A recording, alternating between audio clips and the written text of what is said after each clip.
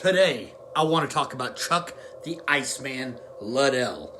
Truthfully, I watched the UFC Ken Shamrock versus Royce Gracie 2 on VHS. That's what got me into the UFC. After I watched that on VHS, it was a decade before I even found out the UFC was still going on. I knew about Pride in high school, but I didn't know about the UFC. I was watching the best damn sports show, period. Tom Arnold was on it. Anyways, I was watching that one night, and this dude comes on with a mohawk talking about a fight he's about to have with a guy named Tito Ortiz, and it drew my interest back. So, let's cover some of the Iceman's career. If you're ready, you know I'm ready. Let's go.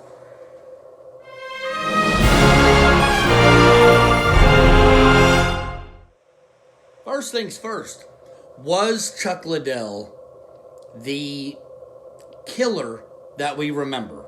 Or was he perfect in the time period that he was in?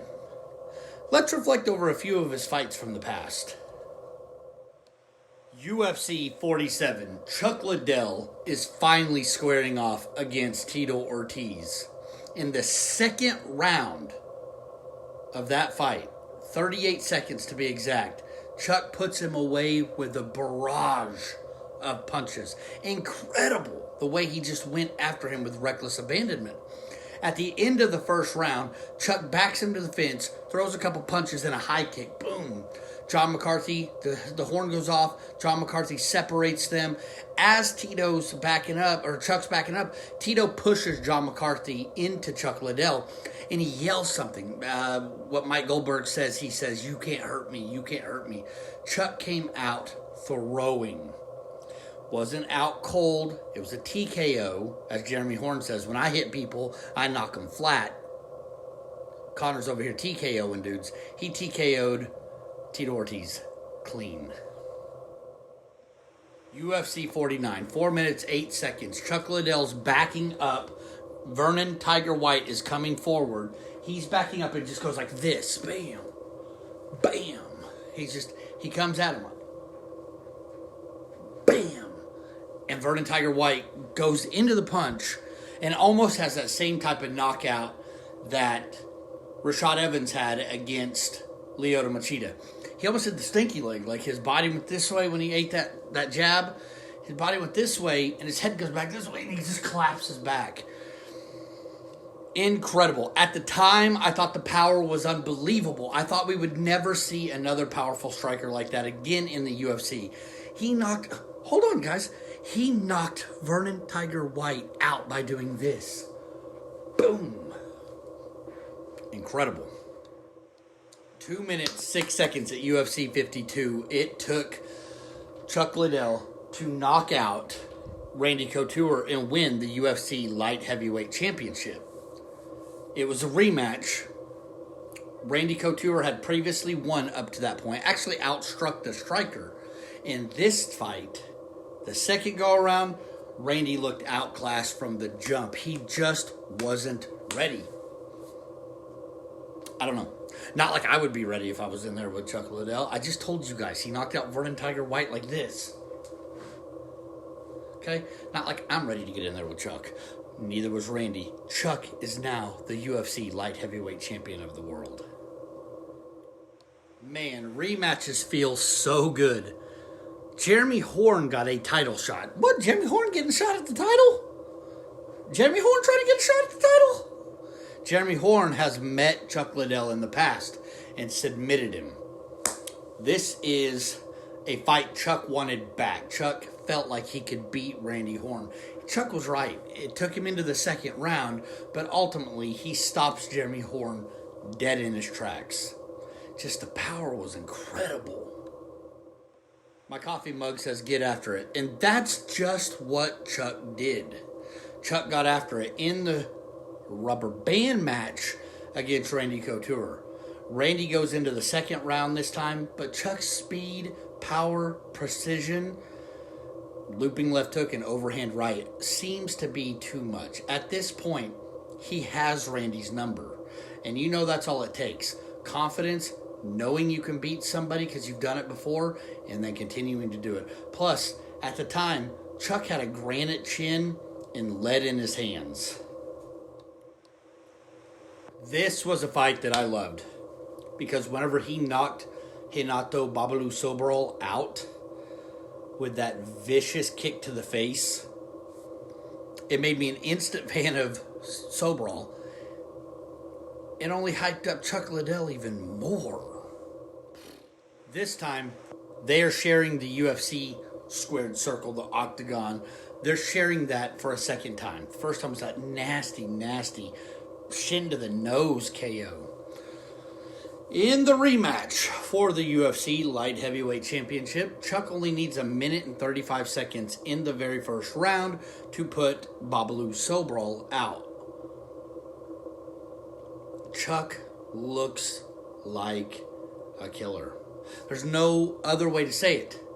Chuck is absolutely terrifying at this point. You want your money's worth out of a rematch?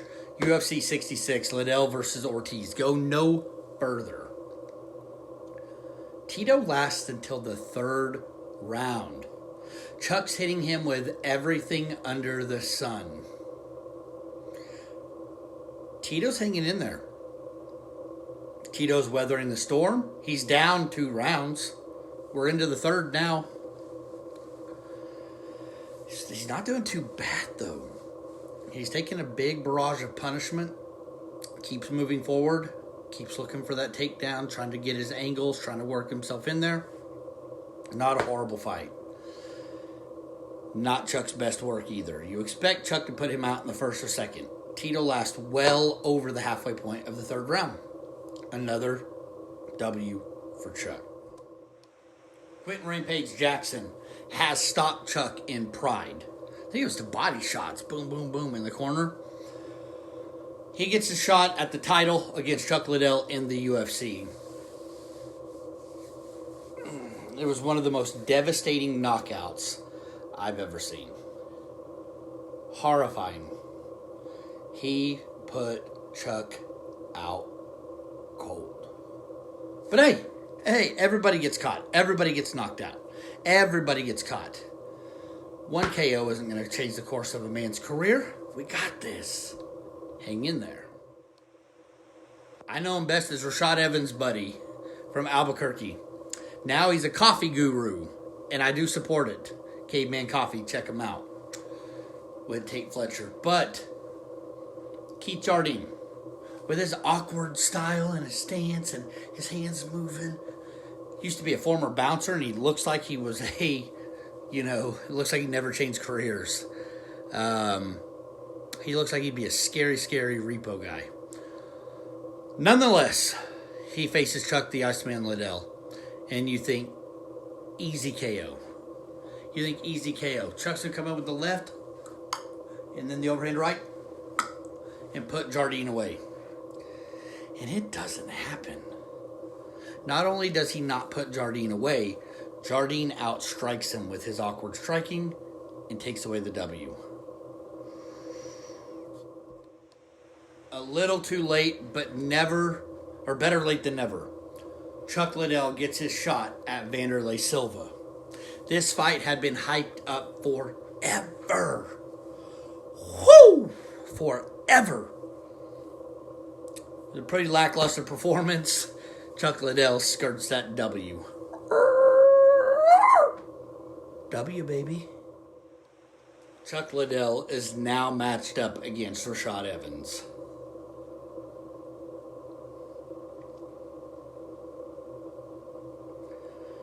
Again, one of the nastiest KOs I've ever seen. I mean, I think Chuck's coming in with a left hook. He comes in with a left hook. He comes in with a left hook. And I think Rashad throws the right hook. And Rashad's just faster. Good night, Irene. That was all she wrote. Mauricio Shogun Hua was the fight that we had all waited on too, just as anticipated as the Vanderlei Silva fight. Chuck gets starched. At this point, Chuck has taken a few dangerous KOs. Dangerous. He's out cold. That's 3 now. That's 3. Quentin Rampage Jackson, Rashad Evans, and now Shogun. Those KOs aren't sitting, man. Will Chuck Liddell ever be the same? 1, you can shake off. 2, really hurts. That 3rd, let's find out. My favorite math teacher. He finally comes up in weight and he meets Chuck Liddell. When he was the middleweight champion, me and my friends would sit around and we would talk about what if Rich Ace Franklin could fight Chuck Liddell. And the theory always broke down to Rich Ace Franklin is probably a better overall mixed martial artist. Holistically. Chuck Liddell just had, almost like the heavyweight kickboxer in Pride. I cannot think of his name. Krokop. Hospital, cemetery in Chuck's hands. I mean, you had the left hook was the hospital, the overhand right was the cemetery.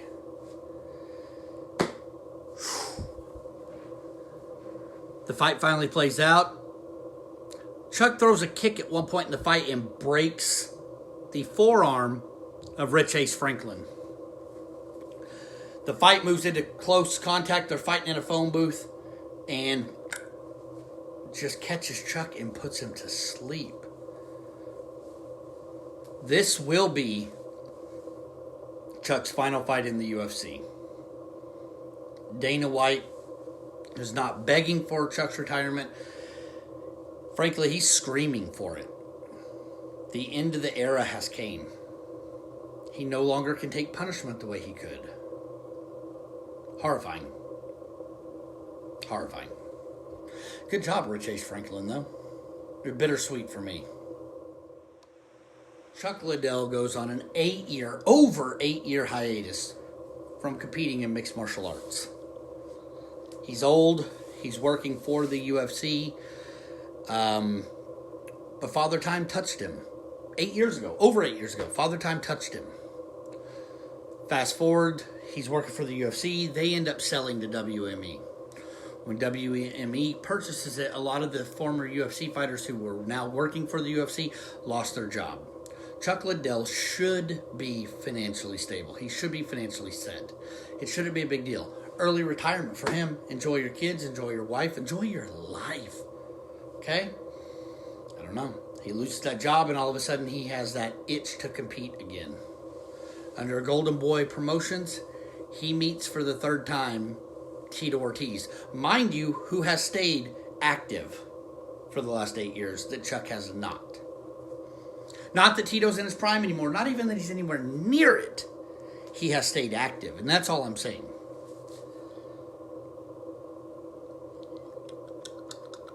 Tito Ortiz outstrikes Chuck Liddell and flatlines him. This isn't the way that we wanted to remember Chuck Liddell. It doesn't matter what we want. It's what happened.